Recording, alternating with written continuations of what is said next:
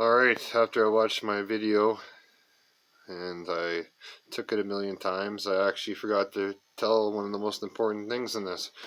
So we're going to put a carb on the top of around 850 CFM. It could be a Holly, that's what he wants to go with.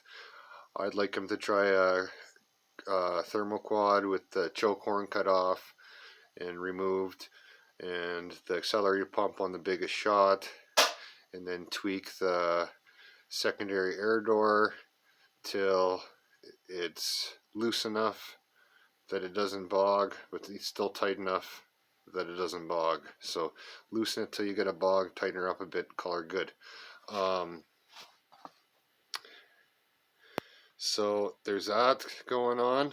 We already talked about grinding out the bottom of a 2-inch spacer so it's funnels front and back. Talked about that already. Awesome idea, because now the carb's coming in and it's wanting to flow towards those ports, and that's what you want. He's going to grind on the inside of the intake, but he's going to build this area up with weld. He'll probably throw a bunch of stringers in there and really get that beveled on the inside, so that flow is just going to want to head towards those ports. That's what we're looking for. And any of it that doesn't want to go towards those ports, you have the center in between the ports.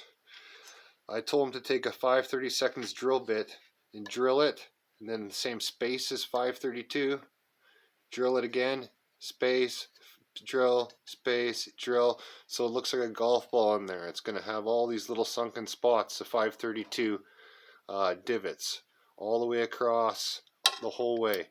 That way it wants to keep the air suspended. No gas or air should hit it and go dead. It should be popped up and go right back into the flow to either hit the rear port or the front port or whatever is sucking at the time.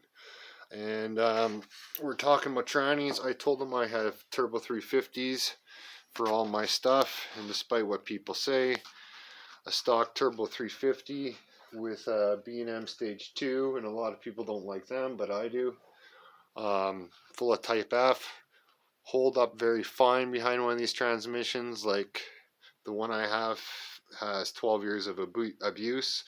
And by abuse I mean like launched all the time, steady getting launched hard, whole shots, sticky tires, track, you name it. But since this car is going to weigh 2,600 pounds, it's going to have a small tire, but still 28-10-50 and a 411 gear. I said, don't bring up the possibility of a power glide. And the reason I said don't think about a power glide is a power glide has a higher first gear, which is way easier on drivetrain, but it's got a lot of torque, that motor, and it's very light at 2,600 pounds, so it'll probably run a little bit faster than the 3-speed, way easier to drive. And all you got to do is pick up one of these plates.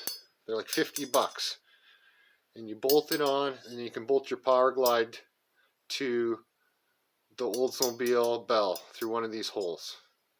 So very simple. The only thing you might be able to have to do, well, you will have to do, is get a couple spacer shims to put on your torque converter to the flywheel. But if it was my build, being as light as it is, as much power as it's going to make, it'll probably have a healthy stall of about 3,000. I would be going glide, and the amount of support for glide is crazy, like very crazy. I would get a Transgo kit. I would do it to full race. I would delete the kick down, and I would have it full manual valve body.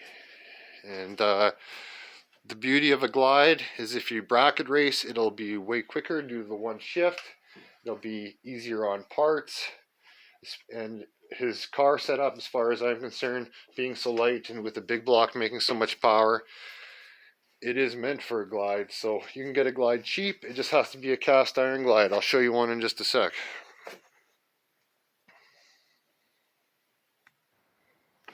Alright, right there is a power glide. They say power glide on them. Right there, power glide. I think they made them till 73.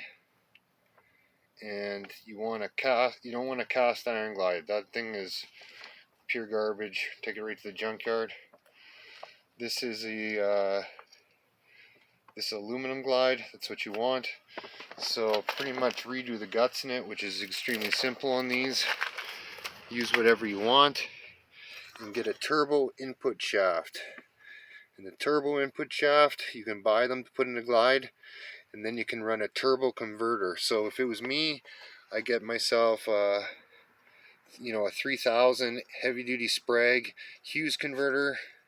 It's not the cheapest, but it's not the most expensive either. Great damn converter. I put it in one of these with the Transgo kit, full manual, and it should be awesome.